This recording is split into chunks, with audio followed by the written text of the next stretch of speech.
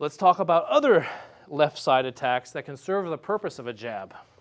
It's not often used, but the left leg can be as fast as the left hand, and it can serve all those purposes that I just mentioned, which is to say measuring, which is to say setting up other secondary and more powerful attacks, and even blinding and surprising your opponent. Just like the way the jab required a torsion, a sudden torquing of the body to fling out the hand and bring it back, so does the left leg kick. Can the left leg kick generate power the same way? Let's break down the mechanics. First thing I'm going to do is lift my knee. The knee comes up straight. Once the knee is in place, it has to stay there. You don't want your knee moving around in space. You want your knee exactly where you lifted it to initially. The power in this kick is going to come from the right leg, the one that's still on the ground. If you look at where my foot is touching, I'm going to rapidly turn my right heel 90 degrees so that it points exactly the same direction my knee is. When that happens, you see my knee go horizontal. But ideally, my knee is in the same place. From here, I rotate the hips and extend the leg out. Then retract, and then unwind the whole thing and go back down the way I started. To do the left leg kick that way and use it as a jab requires exact execution of the mechanics I just described. Otherwise, you have to rely on a leg shift to bring it back so that you're kicking from the back in order to give your leg the acceleration to have any power. You can still generate power, but you have to make up for it by lifting and then rotating the waist very quickly. So it's a very tight, very surprising, rapid acceleration. Again, the only other way to emulate that would be to switch legs, but the problem with that is you can see it coming. So we want to start from a sideways position without showing our belly at all. We want to lift the knee, rotate, extend, retract, and bring it back down. Okay? It's a left leg jab. And it starts from a protected position, and it ends in a protected position. So you try that yourself on my count. Ready? Fighting position. Yes, sir. Lift the knee, rotate the heel, extend the leg, retract the leg, and put it back down in place. Ready? 1. Yep. Good. 2. Yep. Let's work on the mechanics, everybody. Up, rotate, back, down. So don't blend it to where it just becomes this. It's got to have that hip whip. So when you turn the heel, and it's the same time as you extend the leg.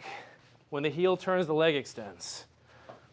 It's the only way to do it fast and to have any power at that short range. All right, ready? 2. Yep. So knee up, rotate, extend, and back. 3. Yep. Everybody knee first. 4. Yep. 5. Yep. Pay attention to me now. The knee has to go first. It's not just kicking. That won't give you any power. It doesn't give you any protection either. Sideways position. Ready? 6. Yep. 7. Yep. Good. 8. Yep.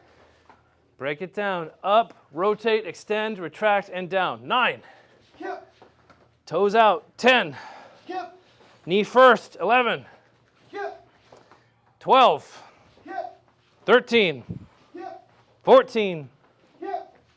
15. Yep. Okay, I talked about how the left leg can serve as having all the utility that a left hand has. So the left leg can serve as a jab. The best time to do that is at the beginning, and maybe even at the same time as your opponent is using the left hand as a jab, you can use the left leg as a jab. When you do that, you have the greater reach of range. When his left hand comes out to me, yeah, he's not quite reaching me here. He's not quite reaching me here, but I can still reach him here. So you can see the left leg just has a much longer reach. Which is to say that when he uses the left hand, I can actually avoid it too with my head going back. and at the same time as my head goes back, my leg can attack him, right? That's a good response to jabs. In fact, in the initial stage of an engagement, whether it's a fight or whether it's a prize fight, a sport fight, when people are doing that measuring thing, if he measures with his jab, freeze. Just by him sticking his hand out, two things have happened that I want you to pay attention to. One, and primarily and the most important thing, is that merely by lifting his hand and extending it, he's exposed his entire midsection, ribs, and solar plexus and stomach, and all of that there. If he had not projected his jab, he would not have the same exposure. So by sticking his hand out, he's opening a door for you. I want you with time to be acclimated to the idea of people punching, not as a threat that's going to put you into defense mode, but as an opportunity. I want you to be watching people and to see when they make attacks at you, to realize what opportunities they are. So I want your eyes to be acclimated to seeing windows appear, as opposed to being so fixated on the attack that you need to fixate on covering yourself up, right? Anyway, the other thing is that by extending his hand, he's also given his balance. If he puts any kind of power into this, especially if he does it wrong, like I was saying earlier, where he leans, there's something you can capture, right?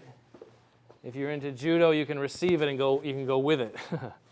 You can take him into a throw.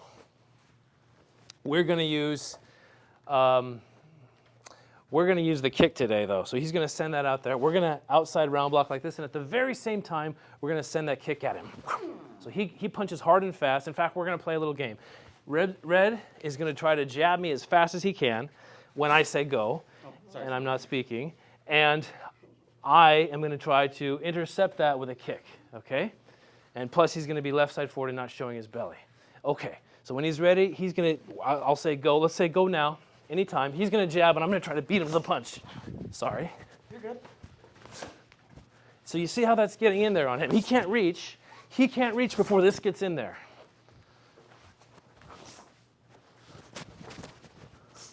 Right? Okay, now with your partner, play the same game. You read the partner. When you see them jabbing, you lean away. There's a matching of energy that happens. As he projects, I fade. As this extends from him, I sit back onto my back leg. Sitting back onto my back leg not only gets me out of the danger zone, but it also primes me for this position that exposes the leg, or it prepares the leg. Does it make sense? Yes, sir.